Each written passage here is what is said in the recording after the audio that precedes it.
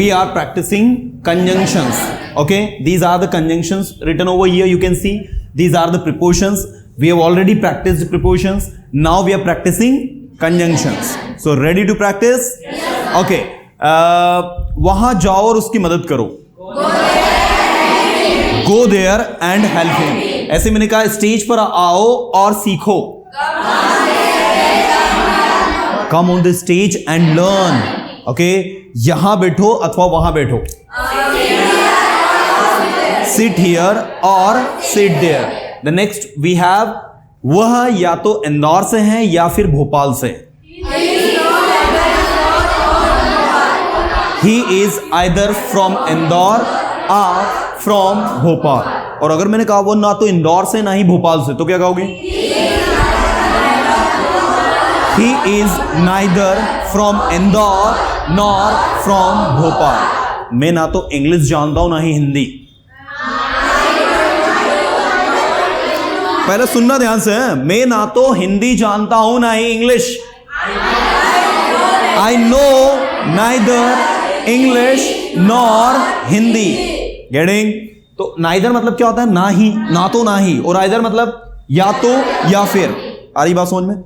जैसे वहां पे एक लड़का खड़ा है, आपने बोला या तो वह एक डॉक्टर है या फिर वह एक स्टूडेंट है. He is either a doctor or a student. या फिर आपने कहा कि वह या तो एक डॉक्टर है या फिर वो मेडिकल का स्टूडेंट है. डॉक्टर और अ मेडिकल स्टूडेंट और अ मेडिकल स्टूडेंट. फिर मैंने आपसे कहा भाई वो ना तो कोई डॉक्टर है ना ही कोई मेडिकल का स्टूडेंट है. He is neither a doctor nor a medical student. That's very good. मैं इंग्लिश सीखता हूं क्योंकि मुझे इंग्लिश सीखना पसंद है.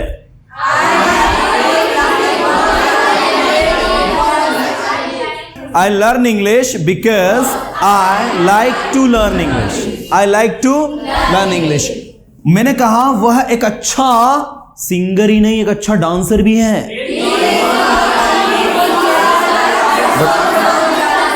He is not only a good singer but also a good dancer. That's very good. Next, जितना उतना. समझ में आता है नहीं आता? ये बीच में क्या लगाते हैं? क्या लगाते हैं? दोनों में. मैंने कहा सोहन उतना ही इंटेलिजेंट है जितना कि रोहन. सोहन उतना intelligent. Sohan is as intelligent as Rohan. क्या बोलोगे? बोलो. एज रोहन. और आपने कहा सोहन इतना इंटेलिजेंट नहीं है जितना कि रोहन है.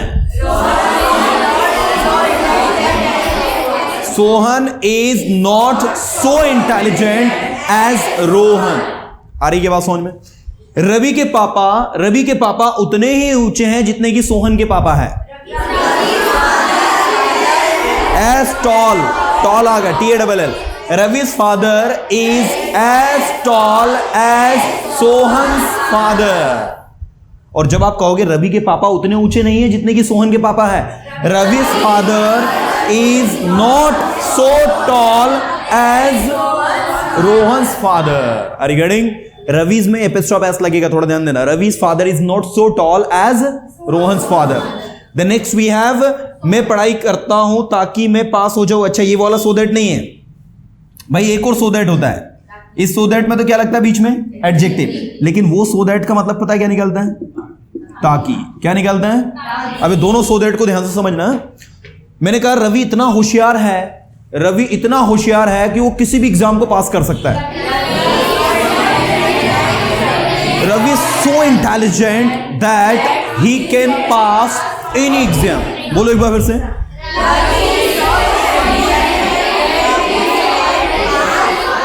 Ravi is so intelligent that he can pass an exam. मैंने उसकी मदद की. ओके, मैंने उसकी मदद की ताकि वो पास हो जाए. I helped him so that he passed. He passed. ऐसे मैंने कहा सच के बीच में यहाँ क्या लगता है? Now. रवि एक ऐसा लड़का है जो सब जानता है. Ravi such a boy that knows everything. Ravi such a boy that knows everything. Ravi एक ऐसा लड़का जो सब जानता है। until unless जब तक नहीं, until unless जब तक नहीं, यदि नहीं, यदि आप सुनोगे नहीं तो आपको समझ में नहीं आएगा। यदि आप सुनोगे नहीं तो आपको समझ में नहीं आएगा। until unless you listen, until unless you listen, you will not understand, you will not understand। जब तक आप बोलोगे नहीं आपको समझ में नहीं आएगा। until unless you speak, you will not understand। जब तक आप उसकी मदद नहीं करोगे वो आपकी मदद नहीं करेगा। Until unless you help him, he will not help you। जब तक आप स्टेज पर नहीं आओगे आपका कॉन्फिडेंस नहीं बढ़ेगा।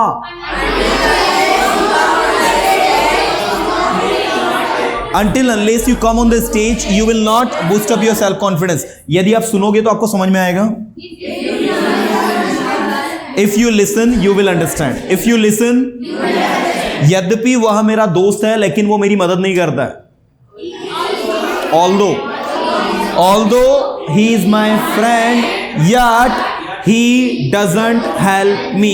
Yet he doesn't help me। yet लगाना है और उसके बाद क्या लिखना है आपको? Doesn't help me। ठीक है, इस तरीके से जहां तक मैं जानता हूं, क्या बोलोगे? As far as I know। जहां तक तुम जानते हो, जहां तक मैं रवि की बात करूं, As far as I talk about Ravi. जहां तक हम इंग्लिश की बात करें तो इंग्लिश एक बहुत ही आसान भाषा है। As far as we talk about English, so English is a very easy language, right? ऐसे मैंने कहा जब तक, as long as जब तक आप पढ़ाई करोगे आप पास होगे। As long as you study you will pass। मैं इंग्लिश के साथ साथ फ्रेंच भी पढ़ा सकता हूं। I can teach French as well as English। English के साथ साथ as well as English। Hindi के साथ साथ, कंप्यूटर के साथ साथ, मैं कंप्यूटर के साथ साथ इंग्लिश भी सीख रहा हूं। I am learning English as well as computer. I am learning English as well as computer. मैं आपकी मदद करूंगा बट मेरी एक शर्त है। I will help you but I have a condition। I have a condition। तो कुछ आया समझ में?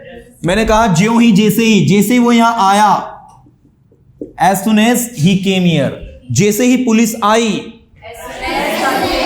as soon as police came। जैसे ही पुलिस आई चोर भाग गए।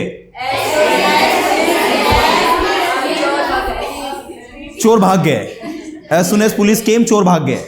as soon as police came the thief ran away। the thieves ran away। ऐसे ही मैंने कहा जैसे पापा घर पर पहुंचे मैं पढ़ने बैठ गया।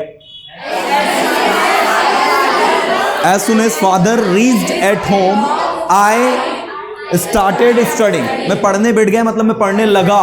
I started studying। जैसे ही उसने मुझे कॉल किया मैं तुरंत वहां पहुंच गया। As soon as he called me, I reached there immediately। क्या बोलोगे? I reached there instantly। I reached there immediately या फिर I reached there instantly। पढ़ाई करो वरना आप फेल हो जाओगे। Study otherwise you will fail. Okay, तुम पढ़ाई नहीं करते हो इसलिए मैं बोलता हूं कि पढ़ाई कर लो। You don't study, that's why I say you should study. The next we have चाय इतनी गर्म है कि हम पी नहीं सकते। याद रखना ये नेगेटिव मीनिंग के लिए यूज होता है। किसके लिए होता है? हाँ, द चाय इज टू हॉट। ठीक है ना? सो The tea is too hot to drink। क्या बोलोगे? The tea is too hot to drink। चाय इतनी गर्म है कि हम इसे पी नहीं सकते। क्वेश्चन इतना टफ है कि हम इसे सॉल्व नहीं कर सकते। The question is too tough to solve। The question is too tough to solve। आई के बात समझ में? ऐसे मैंने कहा सिचुएशन इतनी टफ है, इतनी डिफिकल्ट है कि अभी मैं कुछ नहीं कह सकता। Situation is too tough to say anything. मान लीजिए आप एक पेशेंट को आपने हॉस्पिटल में एडमिट किया, उसकी कंडीशन बहुत ज्यादा खराब थी। आप डॉक्टर के पास गए, सर सर सर कैसी क्या कंडीशन है? The situation is too tough to say anything right now. The situation is too tough to say anything right now. मतलब उसकी कंडीशन अभी इतनी खराब है कि अभी कुछ भी नहीं कह सकते। तो नेगेटिव मीनिंग जो देता है ना, वहां पर टू का उपयोग होता है। और जब पॉजिटिव मीनिंग दे रहा है तो हम क्या लगाते हैं? So that. क्या लगाते हैं? जैसे देखो मैंने कहा चाय इतनी अच्छी है कि पीने में बड़ा मजा आ रहा है। The tea is so good. The tea is so good that we are enjoying.